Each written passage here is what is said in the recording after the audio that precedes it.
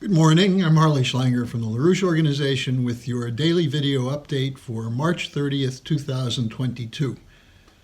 I think it's fair to say that if there will be peace in Ukraine, the war hawk faction of the US and NATO must be silenced.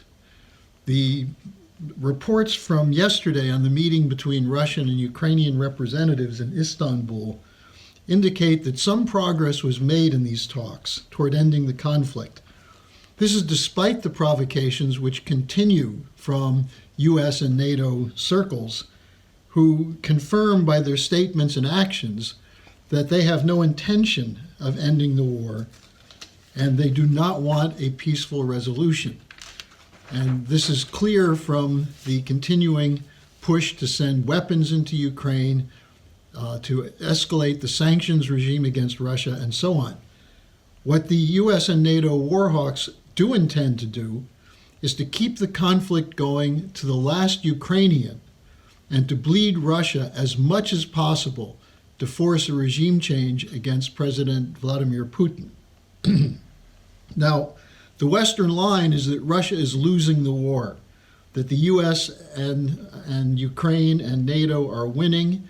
The Russian troops are retreating from Kiev, and that while they're doing this, they're still carrying out a scorched earth war policy to destroy Ukraine. These reports are spin and lies.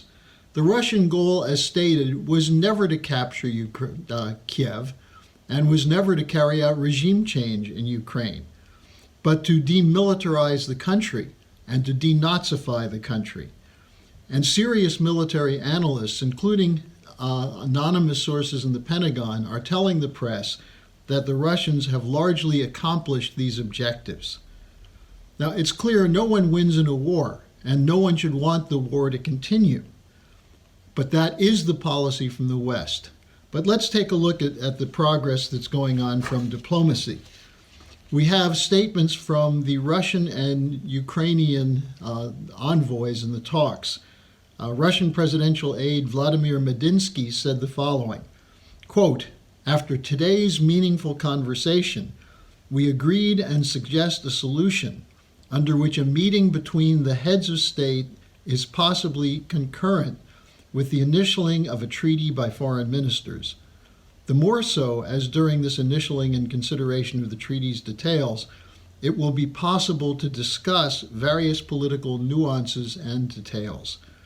He said the format is as follows. First, a treaty is drafted, then approved by negotiators, signed by foreign ministers at a personal meeting, and after that, only after that, a possible meeting between heads of state is organized to sign this treaty, unquote. This is what Zelensky has been asking for, a meeting between himself and Putin. Medinsky said that the Ukrainian side did come forward with a clearly phrased written position, which is now being studied by the Russian side.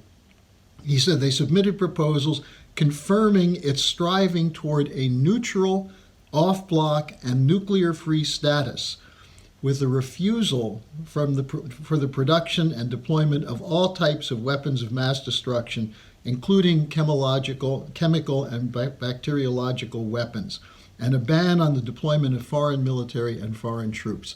This was the Russian request from the beginning. Neutrality of Ukraine, no to NATO. So it appears as though the Ukraine side has come around to accepting this in the negotiations. Now, from the Ukrainian side, Alexander Chaly, the former deputy foreign minister of Ukraine, said that Ukraine needs security guarantees.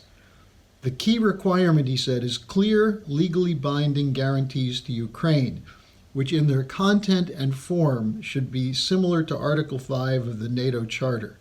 That is, if Ukraine is attacked, some combination of states that have signed on to the guarantees would be obligated to come to Ukraine's defense.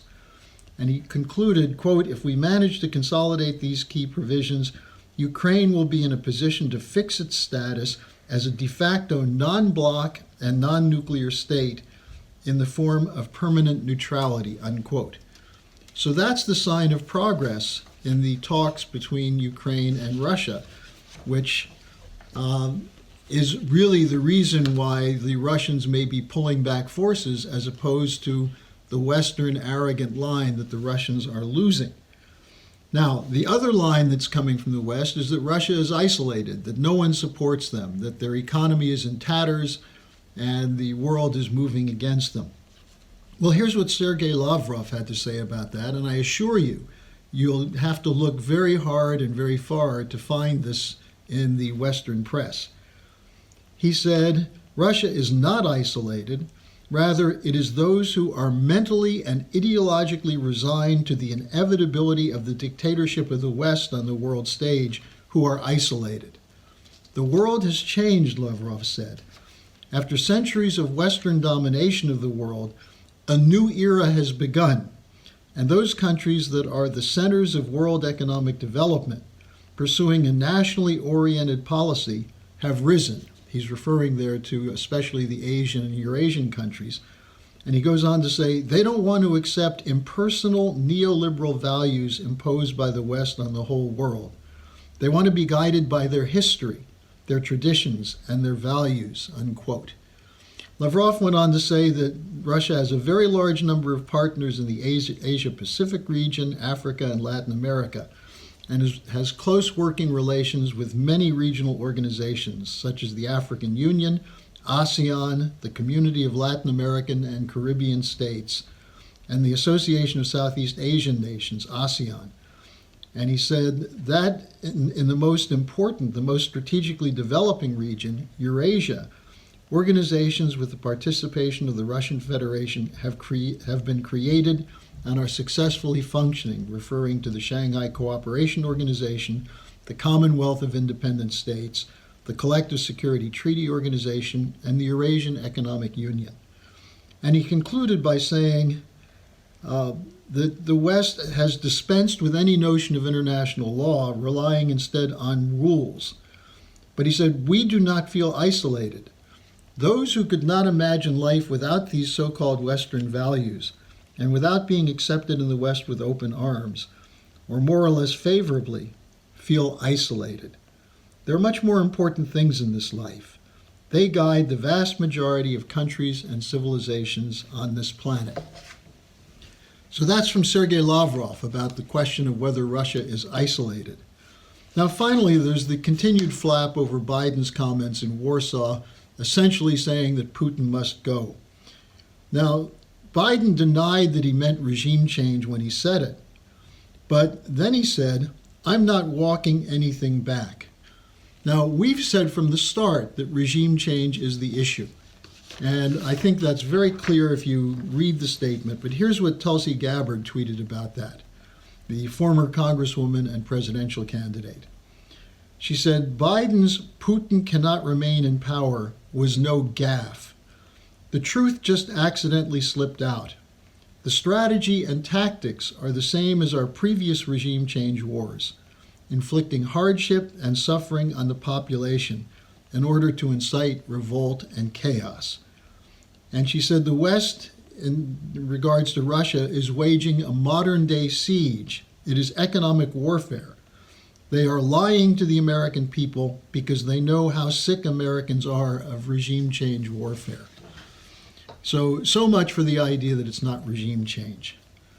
Now, some of you have been asking me where we get our intelligence, because it's clear we're not getting it from the daily Western media or from the so-called intelligence agencies of the West, who are fabricating stories day by day to keep you in the dark. At the same time, they're trying to prepare you for the wartime consequences of austerity, shortages, and so on. So we don't rely on the media spin doctors, but we have our own online publication, and it comes out in the form of a daily alert. Now, if you're interested in having this intelligence on a daily basis and subscribing at a very reasonable price, send me an email, and I'll send you a sample of our daily alert and information on how to subscribe. I think it's important for people who are looking for the truth to know that you can find it, and that Executive Intelligence Review has a record going back to its founding in the late 70s, early 80s where it was once described by a top National Security Council representative as the best private intelligence service in the world. I think those of you who have been watching my daily updates have come to appreciate that. So if you're interested, send an email to me at harleysch@gmail.com, and I'll send you a sample and subscription information. And we'll have that email address linked at the bottom of this update. So thanks for joining me today. Hopefully we're moving toward a resolution of this situation, and hopefully the Bidens and Boris Johnsons and other types who are standing in the way of a resolution can be pushed aside so that the world can move on toward developing a new strategic and financial architecture.